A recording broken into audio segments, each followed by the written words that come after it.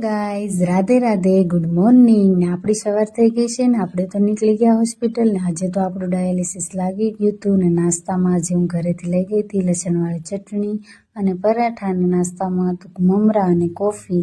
આપણે તો ખાઈ લીધી ને આ ભાઈ જો ધુરંધર મૂવી જોઈ આવ્યા હતા તો તેનો ડાન્સ કરીને અમને લોકોને બતાવતા હતા.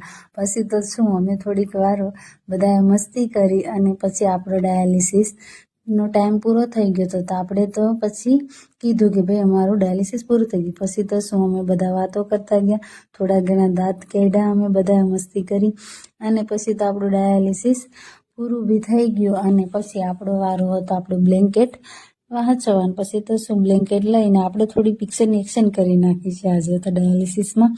પછી તો આપણું બ્લેન્કેટ ચાસવીને પછી આપણે બેગમાં રાખીને આપણું બીપી આપ્યું તો આવતું હતું થોડુંક વધારે.